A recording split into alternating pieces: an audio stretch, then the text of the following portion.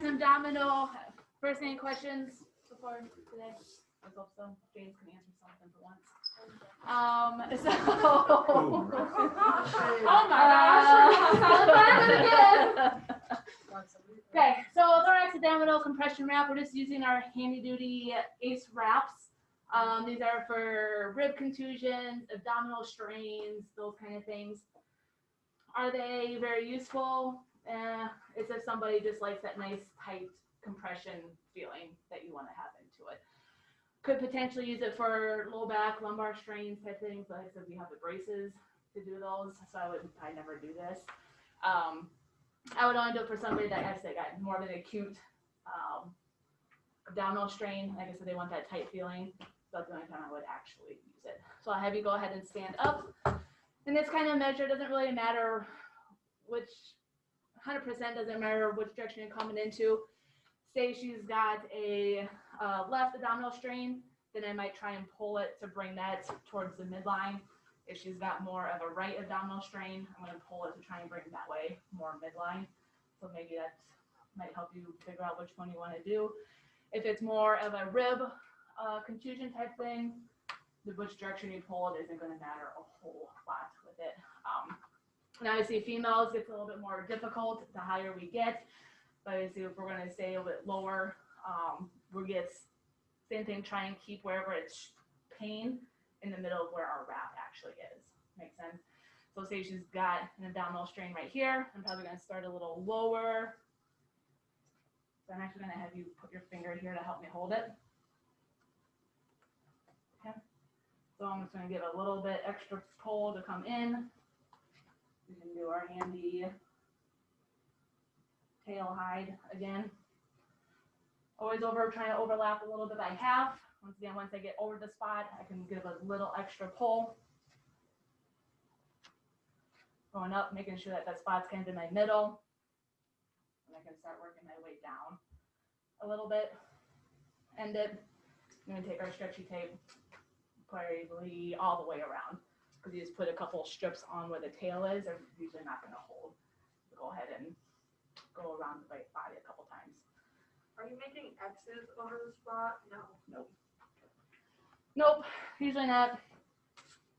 You have a lot more area to try and cover that you're not going to be able to go over. Trying to really create that X over top of it. This one you're just trying to provide compression and keep some warmth in there. That's about all that we're doing with that type of wrap. So, what's next? We don't have an actual rib belt.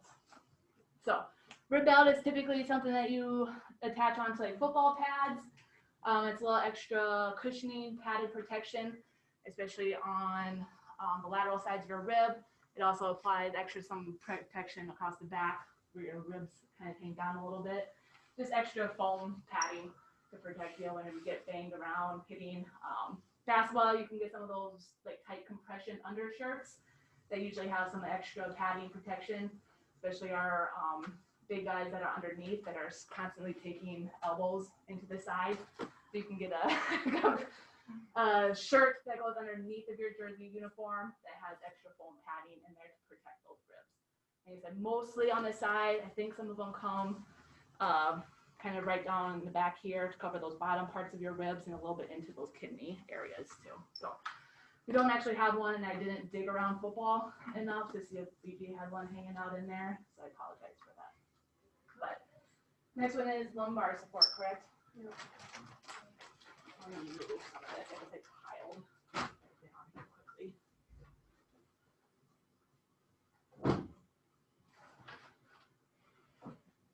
All right, lumbar support, we got a couple of different ones.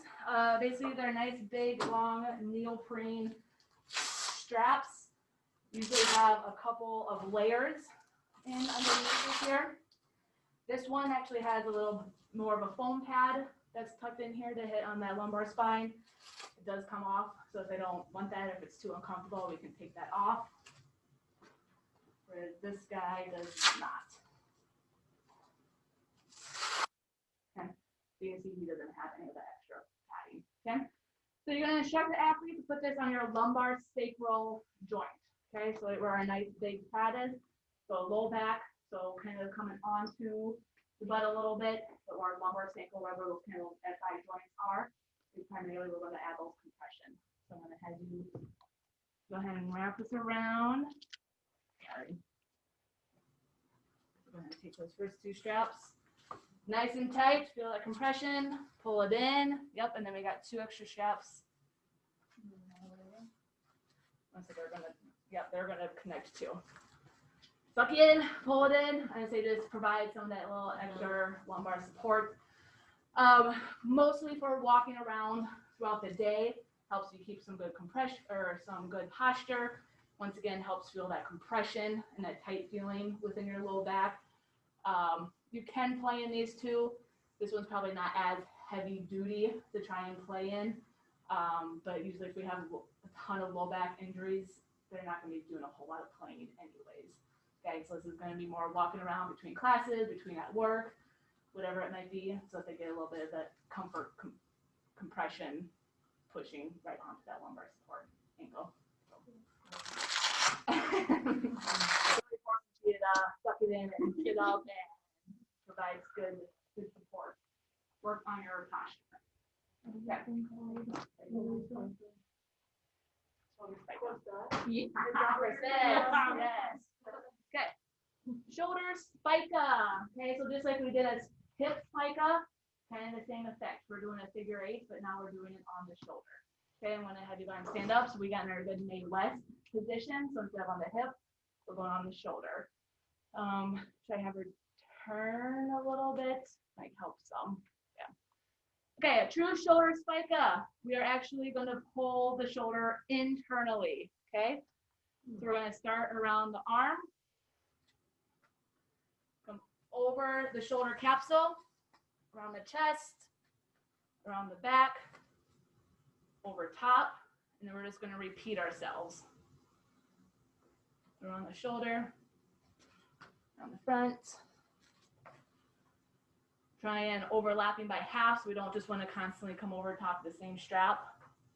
So we're kind of going by half over here. We're going around. If you can go around again, that's fine.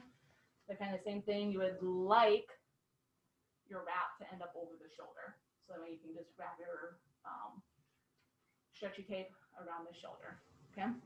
So a true spica, we go forward. A reverse spica is then we'll pull backwards. You'll end up performing a reverse spica more than you will a regular spica.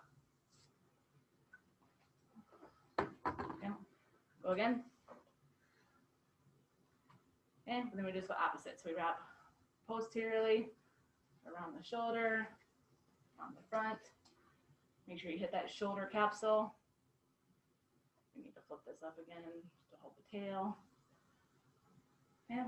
Pull up a little bit. So the further down the arm you come, the more mobility you take away. Okay? So if I come all the way down the arm, she's not going to be able to raise it up as far. Sorry. Okay, so I'm just going to tuck it in for good measure. Okay? So now I want you to take your arms and try and raise them up over your head. So how hard can you go with that one? So we are limiting. Yes. So we are limiting her range of motion. Okay. Let's do this one arm. Yeah. Okay. So we are taking away mobility to provide stability of that shoulder. Okay. Like I said, if I didn't come down as far, I'd be able to give her a little bit more mobility.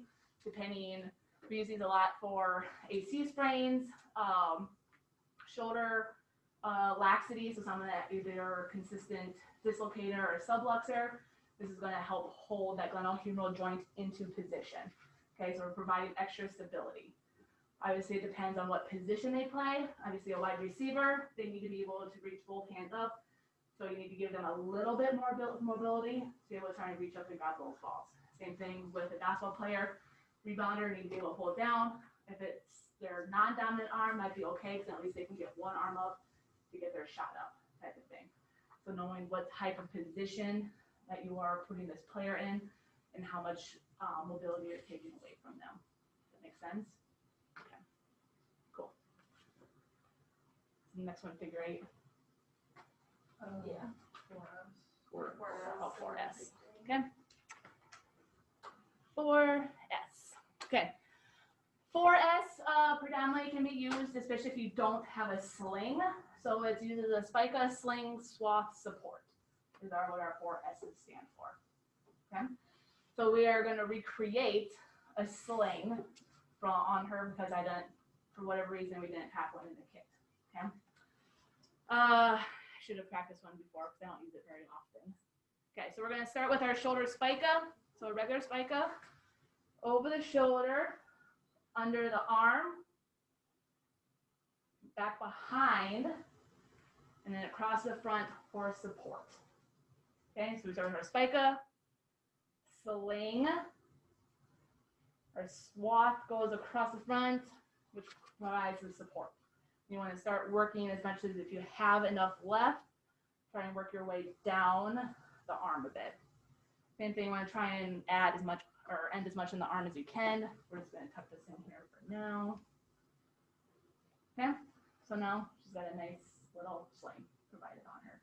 Be careful so you don't get her too pulled too tight so you start giving her a chicken wing because that's not going to be very comfortable. You can use this for any upper extremity injury. If I need to get her to the hospital because she broke her wrist, I don't have a sling and she doesn't want to try and carry it. This allows her just to drop and use the ACE wrap providing up above support for her. Okay, this one takes a little bit of practice to make sure you get your order correct and that you don't get her too tight as you pull it and trying to hold up here. Okay, you also want to be able to have access to her radial pulse and to be able to see any cap refill. Okay, so especially if she broke her arm, okay, you need to be able to check if she still has that pulse, still has that cap refill in case she's starting to lose that type of feeling, then let's get her to the hospital even quicker. Okay, cool.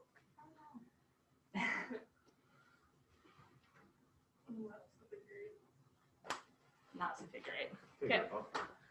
Figure eight, predominantly used for clavicular injuries. Okay, so what we are going to do, we're going to figure eight and we're going to put an X onto her back. Okay, I'll flip her around because our camera keeps freezing. So it's not looking very well. Okay, so we're taking our shoulder blades. You're going to have to put your hair down. Yep, I can need both arms down. We're going to take our shoulder blades back and we're going to create an X onto her back. So if we have a clavicular fracture, we're trying to open that up so it's not going to try and pierce anything. Okay. So we are going to start with a reverse spica. Oh, I want hands on the hips. Yep. Coming across the back. We're going to twist the roll a little bit. Come into the opposite shoulder. Give a little bit pull. And we're just going to repeat ourselves. Coming over top of that joint capsule.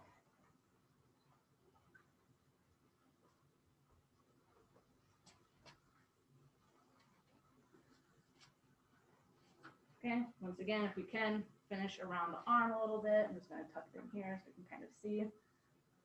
Okay, so we got our X in the back. Go ahead and relax. And then turn around for me. So you can see she gets pulled into distraction. Okay, so that opens up here, opens up any, if we have a clavicular fracture, kind of pulls it back. If it's comfortable for them to be able to do this, otherwise even with a clavicular fracture, I'll throw them in a 4S or just a sling to send them off to get x-rays to the doctor or wherever. On the book, it says to start on the unaffected shoulder. Like, is that true? Or is that You can, honestly, if you feel like you want to provide less stress to the starting arm. So like I said, if I wrapped around this arm because she's got here, I might be jostling it and moving it around a little bit more. So it probably is a good idea to start on the opposite side so you can start and finish and not bounce around and move on that. So, yeah. Any other questions about that? Okay. Oh, spinning her around again. This is also a good technique to use if you have a football player, baseball player, whoever that all of a sudden wants 2 ice bags, one on each shoulder. Go ahead and do this wrap on them. So you don't have to do 2 separate shoulder spikes on them. So. AC pad. AC pad. Next, we're gonna bring back our nice donut pads here. Show some of these with our other padding for lower leg, forearm, all those kind of things. This one we're involving our orthoplast, and we're creating kind of a donut, but it's a closed donut, if that makes sense. So our padding on the inside, you can see is our donut pad, but we're putting that nice hard shell on top and just doing almost a opening encased donut pad. So when we have, these are obviously predominantly used for football, because they're going to take more hits and direct hits onto that AC joint. So making sure we get our donut right over top of where that AC joint would be, I would take my ace wrap and do my spica over top of it. So the spica isn't just for support, it can also be to hold on any type of shoulder padding that we might have too. Okay? So shoulder spica is very versatile. Okay? You can also buy AC pads. So this is going to be super flattering too. So we place it around, the long strap goes around the body. Okay? And the short strap goes around the arm. Okay? And this can also be used or placed underneath of any of your equipment, jerseys, uniforms, whatever it might be. A little bulkier, a little different, just more of a whatever comfort level of the athlete might be. If you're okay having this thin strap coming across your body, fine. Or if you're more comfortable having like a nice thicker ace wrap to go around your body. So it's just kind of preference of practitioner, preference of the athlete, whichever you might want. So, but know that you can buy commercial AC pads, or you can get crafty and make your own AC pads. Okay, and like typical BG fashion, he makes them and reuses them over and over and over again. So this has probably been through several football players. So yep, very nice. Yeah. Which one? Upper arm pad. Okay. And the same thing we've really done too with any of our shin pads, forearm pads, whatever. We're making either some type of donut pad, elongated donut pad. These are for the people, especially basketball players. Once again, down low, I'm going to be kind of just stand up for me, that are constantly getting pushed, constantly getting elbows, either into our biceps, somewhere on our upper arm. So we're just creating some extra padding. This probably isn't the best one I found. I just quickly grabbed it. So wherever we're constantly getting hit, we're applying that or putting it on there. I know this is playing around, taking our ace wrap, stretchy wrap, whatever it might be, just to place it on. Obviously, this is probably a little longer than I would necessarily put for a upper arm pad. Imagine, it's not going to be imagine. There we go. Imagine something more like this. Type of thing. Yeah, got it now. Yeah. So like I said, we do keep some of these around so you can reuse them. Usually create custom ones for the athlete depending where it fits better on their arm, just like what we would for lower leg, forearm, those kind of things. All the same method. And I would tell her to make sure she kept this, like we could reuse the same pad every day until it started shredding, falling apart, whatever. Then we toss in, possibly make her a new one. Okay. Sully. So we talked about the hip sully. So now we also have shoulder sullies. Okay. I tried to grab a few sizes, so to try and play around a little bit. They are mostly marked. So just like we had the hip sully where you can pull on the nice shorts. So now we got the shoulder sully where we can put on a neoprene compression underneath. We're gonna see if this will fit you.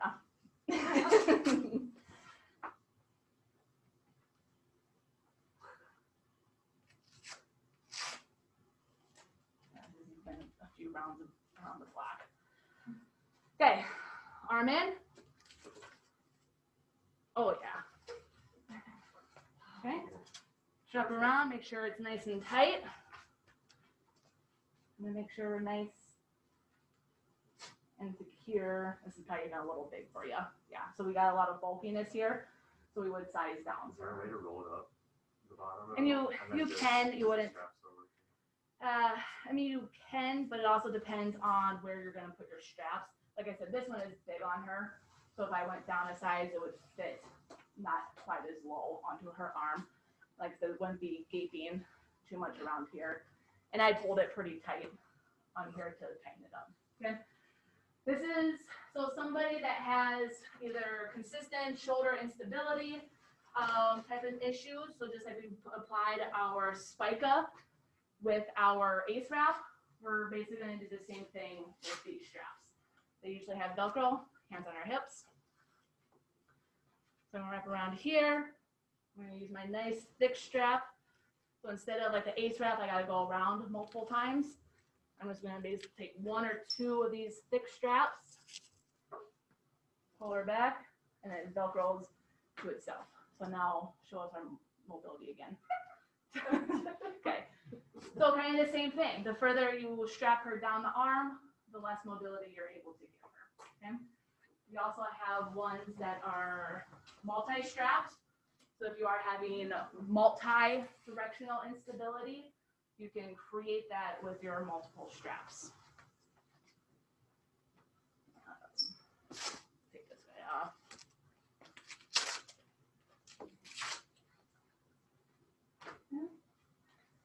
So like I said, predominantly for athletes that are having instability issues, I have put it on a volleyball player that was having shoulder issues but not too many instability, but then she liked the compression on her shoulder of the Sully wrap, okay, or the Sully sleeve.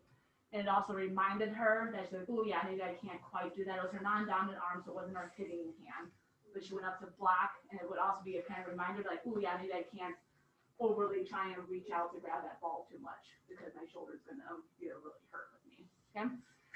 So with our dual strap, once again, I can come around with this guy, click on something, and maybe if this guy I want to hold her into less abduction, I'm gonna go ahead and wrap it lower, so at least she can't get up as high. I can start here. So really restrict her range of motion. Okay.